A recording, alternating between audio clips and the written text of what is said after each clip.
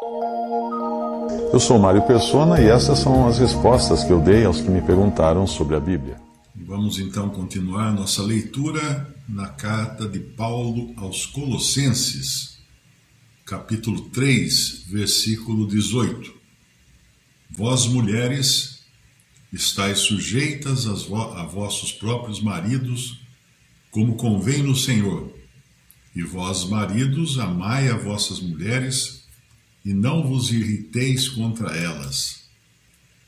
Essa passagem aqui, hoje, nós vivemos numa época quando a palavra de Deus está sendo totalmente rejeitada, né?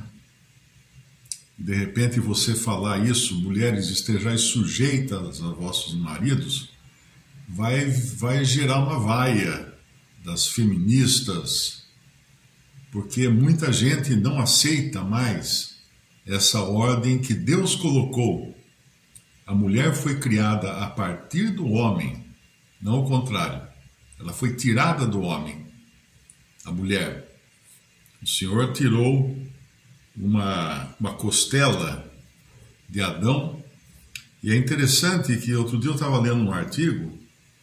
A costela é o único osso do corpo humano que é capaz de se regenerar.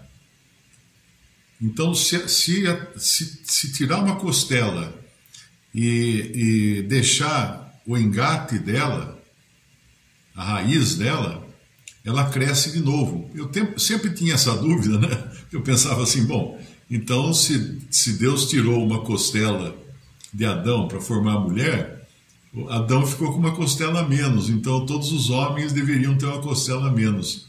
Mas, por incrível que pareça, eu encontrei um artigo médico na internet explicando isso, que a costela é o único osso do corpo que se regenera, ela cresce de novo. Tanto é que eles usam hoje tirar um pedaço de uma costela de alguém para fazer um implante ósseo. O cara está precisando implantar um pedaço de osso em algum lugar do corpo, eles tiram da costela, porque ela vai se regenerar e vai crescer de novo o osso da costela. Muito interessante como Deus fez a perfeição, né? Imagina a perfeição das coisas.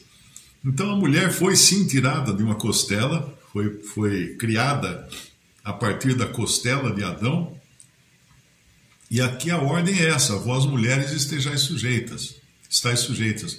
Essa semana me mandaram um vídeo de uma mulher que dá palestras de língua portuguesa e também de etiqueta, essas coisas, né? Educação e tal. Eu não lembro o nome dela agora, mas ela acho que é essa aí mesmo, então, acho que é essa, uma morena, né? Acho que é essa daí, Cíntia Chagas. E eu fiquei surpreso, porque ela fala do marido, de como a mulher deve tratar com relação ao marido. Eu não sei se ela é cristã ou não, mas o que ela fala é justamente aquilo que mantém a ordem das coisas. Ela fala no seu vídeo que a mulher deve deixar o marido ser marido, deve deixar o homem ser homem, não querer que ele mude. E assim, quando a família vai jantar, por exemplo, a família tem que esperar o marido sentar-se à mesa. Não devem começar o jantar sem o marido. Achei muito interessante a coragem dela, né? E depois apareceu um monte de mensagem de gente chamando ela de machista. Porque ela está fora do usual, né? Dentro do sistema hoje de coisas que estão invertendo tudo. Então, realmente, fiquei surpreso, uma surpresa boa, de ver alguém defendendo valores que já estão praticamente esquecidos, né, na sociedade atual. Então, a mulher, ela tem sim que estar sujeita ao marido, porque o marido é a cabeça da mulher. E nós devemos sempre nos lembrar que Deus criou Adão e Eva, Deus criou o homem e a mulher como figuras de Cristo e a sua igreja. Então, se você subverte essa ordem e de repente a mulher deseja encabeçar a relação no lar, no casamento, você acaba destruindo o tipo, né, a figura que é Cristo e a igreja. E ninguém duvidaria que Cristo é a cabeça da igreja. Mas de onde vem a figura disso? De Cristo, que é a cabeça da igreja. Então o homem, o marido, é cabeça da mulher. Vós, mulheres, estáis sujeitas a vossos próprios maridos, como convém no Senhor. Como convém no Senhor. Então não é uma sujeição burra, né, ou forçada. É uma sujeição conveniente ao que o Senhor ensina na sua palavra.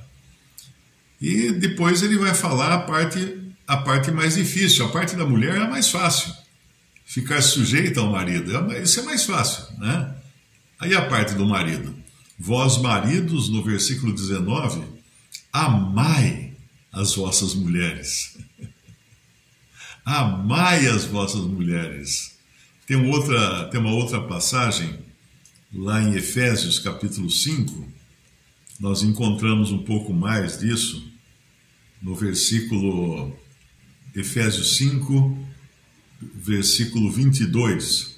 Vós, mulheres, sujeitai-vos a vossos maridos como ao Senhor. É sempre importante entender isso, que a referência é o Senhor, o exemplo é o Senhor. Porque o marido é a cabeça da mulher, no versículo 23, como também Cristo é a cabeça da igreja, sendo ele próprio o salvador do corpo. De sorte que assim como a igreja está sujeita a Cristo, assim também as mulheres sejam em tudo sujeitas a seus maridos. Sejam em tudo sujeitas a seus maridos. E aí vem o outro lado, o lado do marido agora, que eu falei que é mais difícil, né? E aqui nesse versículo, ele mostra por que é mais difícil o lado do marido. Versículo 25 de Efésios 5, vós, maridos, amai vossas mulheres, como também Cristo amou a igreja e a si mesmo se entregou por ela. Então o amor de um marido por uma mulher tem que ser no nível do amor de Cristo por sua igreja, que se entregou por ela. Então é algo assim como se a mulher precisar de um rim, o marido tem que dar o rim a ela. Se ela precisar do coração, o marido tem que estar disposto a morrer para que a sua mulher viva. Isso é amar como Cristo amou a igreja, que deu a sua vida por ela. Percebe? Porque é mais difícil até a ordem dada aos maridos do que às mulheres. Eu não vejo ninguém aí sair por aí defendendo os maridos nessa hora, né? Quando fala da mulher ser sujeita ao marido, tá, machista e tal. Mas a hora que fala que o marido tem que amar a mulher como Cristo amou a igreja, ninguém reclama. Então, aqui em Efésios 5, ele fala no versículo 25, vós maridos, amai vossas mulheres, como também Cristo amou a igreja, a si mesmo se entregou por ela, para a santificar. O que é santificar? Para separá-la, para mantê-la separada, purificando-a com a lavagem da água pela palavra.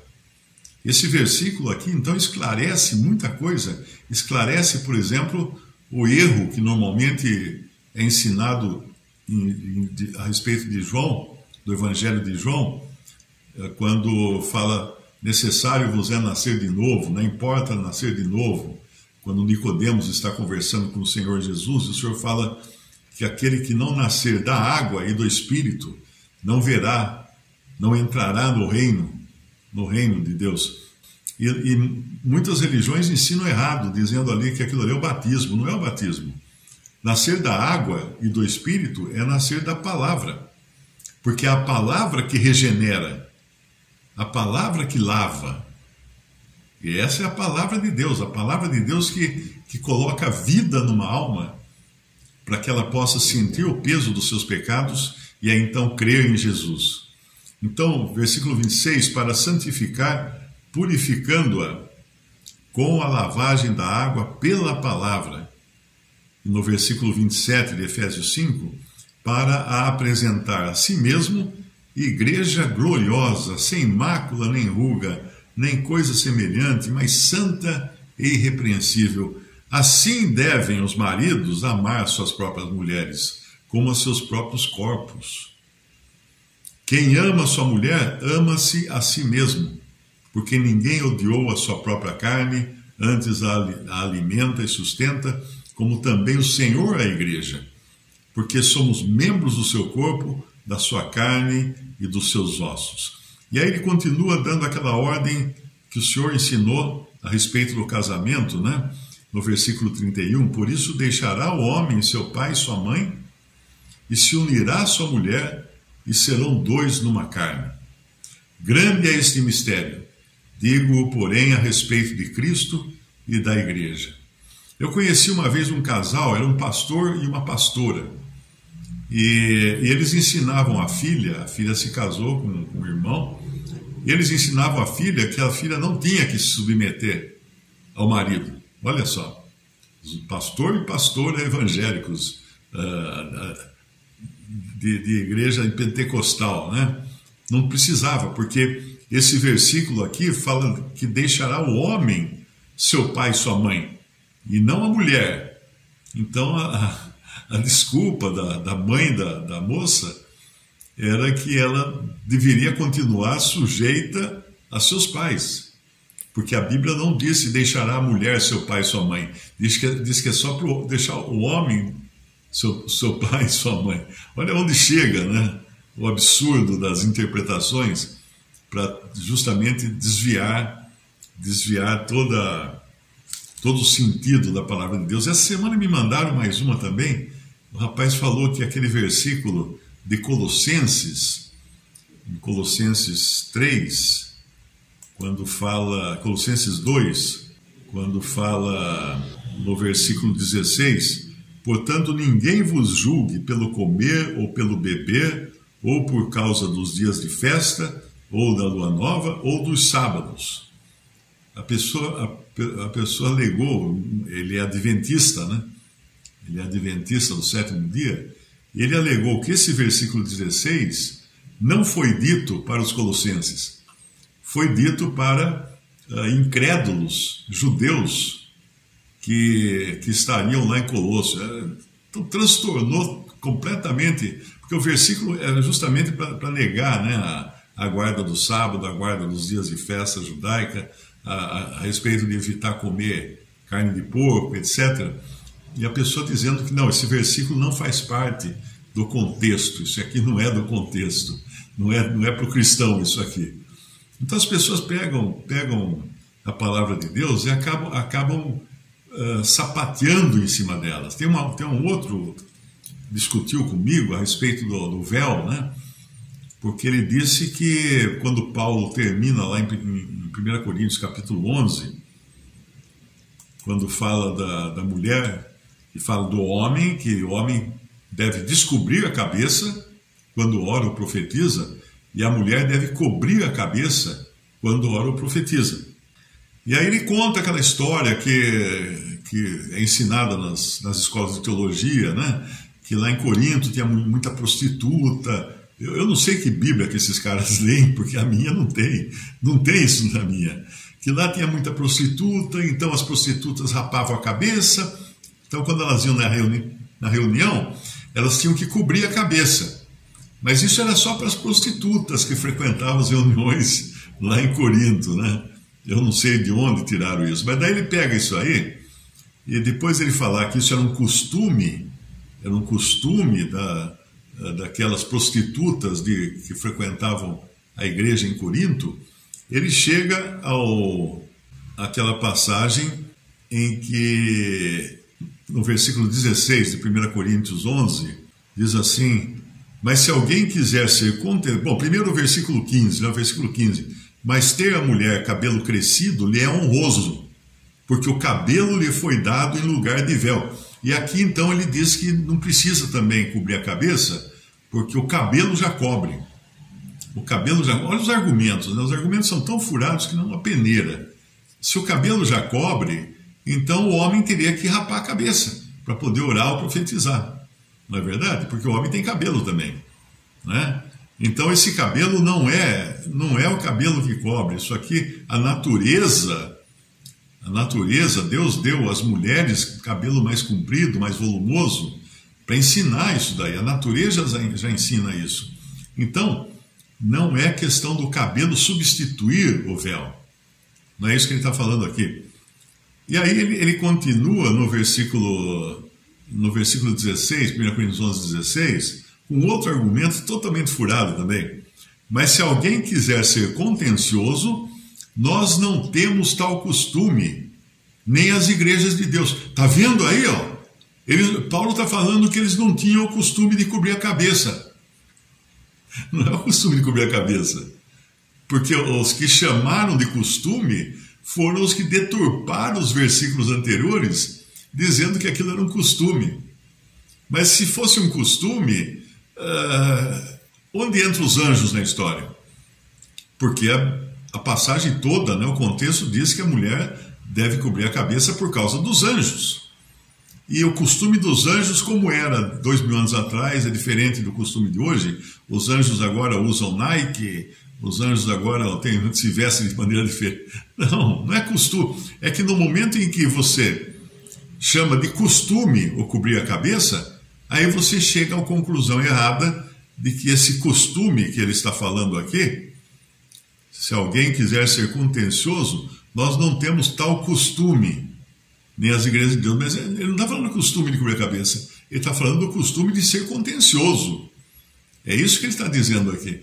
Então a gente vê como é malandra, né, a maneira como as pessoas deturpam a Bíblia para chegar às suas próprias conclusões, de desobedecerem a palavra de Deus. O próprio apóstolo Paulo, lá, mesmo em 1 Coríntios capítulo 14, ele tem que deixar muito claro, no versículo 36, quando ele diz a respeito do silêncio, das mulheres manterem silêncio nas reuniões: porventura saiu dentre vós a palavra de Deus, ou veio ela somente para vós? Ou seja, foram vocês que inventaram o que está escrito aqui, ou isso foi dado para vocês obedecerem? Não é? E se alguém cuida ser profeta ou espiritual, eu estou lendo 1 Coríntios 14, 37, reconheça que as coisas que vos escrevo são mandamentos do Senhor. As coisas que Paulo escrevia eram mandamentos do Senhor. Mas ele continua dizendo assim: mas se alguém ignora isto, que ignore. Você quer desobedecer os mandamentos do Senhor? Desobedeça então. Então fica a sua conta em risco não seguir o que Paulo estava ensinando. Então nós estamos vivendo esse momento agora de total desprezo pela palavra de Deus, totalmente. As pessoas zombando, as pessoas... Você fala uma coisa que está na Bíblia, a pessoa não é como, não, isso é costume da época, o mundo mudou, nós estamos hoje mais evoluídos, olha como estamos evoluídos. A guerra estourando lá na Rússia, nos estados, na Europa Central ali, e nós estamos evoluídos. O fogo pegando lá no Irã e Israel, né, os dois mandando bomba de um lado para o outro lá, e nós estamos mais evoluídos hoje. Isso é uma loucura, Mas vamos voltar lá ao nosso capítulo de Colossenses, né, que eu acho que nós estamos em Colossenses, capítulo 3, versículo 18. Então, vós mulheres, estáis sujeitas a vossos próprios maridos, como convém no Senhor. E como até aquela youtuber, que publica vídeos na internet, falou: espera o marido sentar na mesa para começar a comer. Olha que coisa incrível. Eu fui criado assim, na minha casa era assim, meu pai sentava, aí que a gente começava a almoçar ou jantar, era tudo ele, era a referência, né? Era o homem da casa, era o meu pai. E nem deu para perceber como isso mudou com o tempo. E vós, maridos, amai as vossas mulheres. Como amar? Amai como Cristo amou a igreja e a si mesmo se entregou por ela. Os maridos aí que estão me ouvindo estão dispostos a fazer isso? Se precisar morrer pela sua esposa, você morreria? É disso que está falando aqui. Porque Cristo morreu pela igreja, pela sua noiva, a igreja. Será que o marido vai realmente topar? Topar isso, né? Hoje em dia, se o Titanic afundasse hoje, eles iam jogar as mulheres no mar e os homens iam pegar os barcos salva-vidas. Não ia ter esse negócio de mulheres e crianças primeiro, não. Ia todo mundo, cada um por si, e que se vire, né? As mulheres que se virem, né? Ia ser assim, porque sempre existiu, né, até na ordem das coisas de acidentes no mar e tudo, que as mulheres e crianças têm a prioridade de embarcar nos barcos salva-vidas.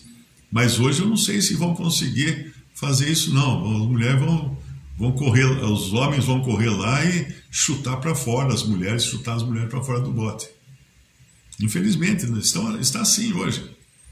Está assim hoje. Visite respondi.com.br. Também 3minutos.net. Baixe os e-books ou adquira os livros.